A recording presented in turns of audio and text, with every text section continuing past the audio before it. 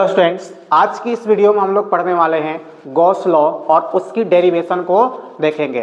Gauss law जो कि class 12th Bihar board या सीबीएसई दोनों के लिए बहुत इंपॉर्टेंट क्वेश्चन होता है। आप इसको अच्छे तरह से नोट कर लेना और अच्छे तरह से समझ लेना सर, प्रैक्टिस भी अच्छे तरह से कर लेना ताकि बोर्ड के एग्जाम में जब बैठोगे आप, है ना, तो ये क्वेश्चंस डेफिनेटली आएगा ही, तो आप इसको अच्छी तरह से कर पाओ।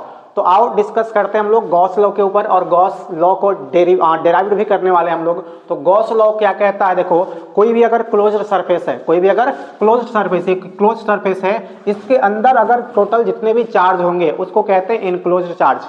गॉस सरफेस, गॉसियन जो लॉ है उसको डिफाइन कैसे करेंगे, कोई भी एक मान लो आपका सरफेस है, स्फेरिकल सरफेस, इसके अंदर जो भी चार्ज होता है उसको कहते हैं इनक्लोज्ड चार्ज कहते हैं। तो जब इनक्लोज्ड चार्ज है और इससे जो इलेक्ट्रिक फ्लक्स पास करेंगे तो उस इलेक्ट्रिक फ्लक्स का जो वैल्यू होता है वो 1/ε0 के इक्वल होता है, 1/ε0 टाइम्स के इक्वल होता है। जो इलेक्ट्रिक फ्लक्स का वैल्यू आएगा वो 1/ε0 टाइम्स के क्या होते हैं, इक्वल होता है। जो इलेक्ट्रिक फ्लक्स का वैल्यू होगा वो क्या होगा, इसके अंदर जो चार्ज है, इसके अंदर जो चार्ज है उस चार्ज और 1/ε0 टाइम्स के इक्वल होते हैं। The electric flux passes through the closed surface is equal to the 1/ε0 times of total charge enclosed the surface. कहता है कि जो इलेक्ट्रिक फ्लक्स का वैल्यू है, इलेक्ट्रिक फ्लक्स का वैल्यू मतलब फाई, ये जो फाई का वैल्यू होगा वो होगा total charge enclosed by surface, total charge enclosed by surface. मान लो कि इस सरफेस के अंदर टोटल चार्ज कितना है, Q है, और ये जो Q होगा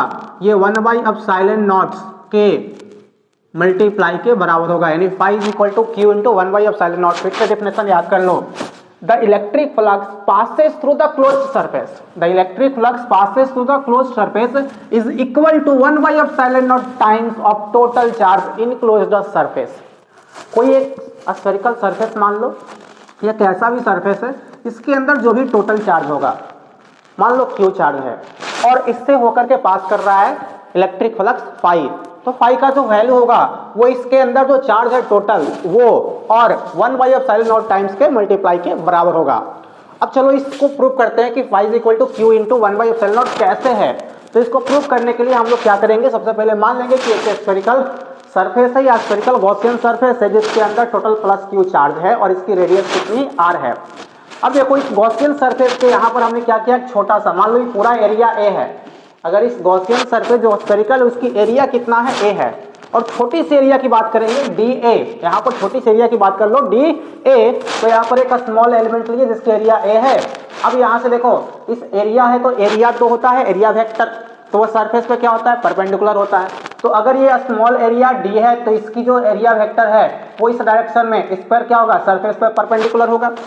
और एक बात बताओ, अगर यहाँ पर चार्ज प्लस Q रखा गया है तो इलेक्ट्रिक फील्ड जो होगा वो भी क्या होगा, एरिया वेक्टर के पैरेलल, इसी डायरेक्शन, सेम डायरेक्शन में, क्योंकि प्लस से दूर जाता है और माइनस की ओर आता है तो इलेक्ट्रिक फील्ड प्लस से दूर भागेगा, तो भी क्या होता है, हमेशा सरफेस पे परपेंडिकुलर ही रहेगा। इलेक्ट्रिक फील्ड भी जो सरफेस होगा उस पे क्या होता है, परपेंडिकुलर। तो एरिया वेक्टर और जो इलेक्ट्रिक फील्ड है दोनों क्या होगी, एक दूसरे के पैरेलल हो जाएंगे। अब अगर ये दोनों पैरेलल हैं तो इनके बीच में, यानी DA and E electric field, इनके बीच का जो एंगल होगा थीटा वो कितना हो जाएगा, 0 डिग्री।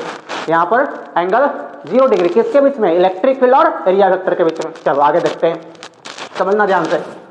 हम लोग बात करते हैं सर इलेक्ट्रिक फ्लक्स को हम लोग को प्रूव करना है, phi is equal to 1/ε0 into Q prove करना है। सबसे पहले एक बात करा, यहाँ पर हम लोग चलते हैं इलेक्ट्रिक फ्लक्स के डिफिनेशन से। देखो हम लोग जानते हैं from definition of electric flux, phi is equal to electric field and area vector का डॉट प्रोडक्ट। जो इलेक्ट्रिक फ्लक्स होता है वो स्केलर क्वांटिटी होता है, ये इलेक्ट्रिक फील्ड और एरिया वेक्टर का डॉट प्रोडक्ट होता है। चलो phi is equal to E dot आ गया, लेकिन हम लोग को क्या निकालना है, छोटे से स्मॉल एलिमेंट के लिए, तो यहाँ पर d phi कर लो। d phi is equal to क्या हो जाएगा, E, ये तो इलेक्ट्रिक फील्ड है, और एरिया वेक्टर क्या हो जाएगा सर, DA, स्मॉल एरिया हो जाएगा। अब चलो यहाँ पर डॉट प्रोडक्ट को सोल्व करते हैं, तो d phi is equal to E dot DA into cos theta, ये फॉर्मूला होता है डॉट प्रोडक्ट का। d phi is equal to E into DA। अब देखो कॉस थीटा की जगह पर आप कॉस 0 लिख लो, कॉस 0 का वैल्यू 1 होता है, तो d phi is equal to E into D A लिख सकते हो क्योंकि cos 0 कितना होता है 1 होता है, तो छोड़ दो। ये आ गया D phi is equal to E D A. अब देखो यहाँ पर जो D phi is equal to E D A आया है, यहाँ पर सर ये स्मॉल एलिमेंट के लिए है। अगर हमें पूरा सरफेस के लिए चाहिए, पूरा सरफेस के लिए, तो ऐसे ऐसे छोटे छोटे एलिमेंट बहुत सारे होंगे, और इसको क्या कर दो, ऐड कर दो। और ऐड करने का तरीका क्या है, इंटीग्रेट कर दो।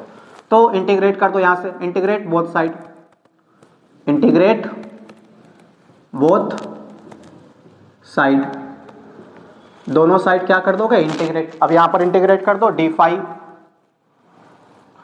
Integration D phi is equal to, देखो इलेक्ट्रिक फील्ड है, इसको बाहर कर देंगे, सिर्फ इंटीग्रेशन करो किसका, डी ए का। अब यहाँ पर फाई का integration phi is equal to E into D A का इंटीग्रेशन ए, तो ई ए हो जाएगा, मतलब फाई का वैल्यू ई इंटू ए आ गया सर। अब एक बात बताओ, यहाँ से जो एरिया है ना, एरिया, ये area A is equal to क्या है, सरफेस का एरिया है। ये पूरे, ये किसका सरफेस कैसा है, स्फेरिकल है, तो इसकी एरिया होता है 4 pi R square, 4 pi R square.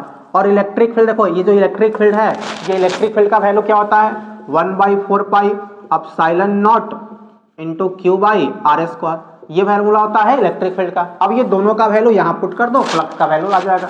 तो देखो फ्लक्स इज इक्वल टू हो जाएगा 1/4 pi epsilon naught into Q by R square, ये तो ई का वैल्यू हो गया, ए का वैल्यू रख दो 4 पाई आर स्क्वायर, और आर स्क्वायर से आर स्क्वायर देखो कैंसिल, 4 पाई से 4 पाई भी कैंसिल, क्या बचा, क्यू अपॉन एप्सिलॉन नॉट। यानी आप लिख सकते हो यहाँ पर देखो electric flux is equal to Q by epsilon naught, Q by epsilon naught, या ऐसे कर लो 1 by epsilon naught phi is equal to 1 by epsilon naught into क्या कर लो, क्यू, ऐसे लिख सकते हो।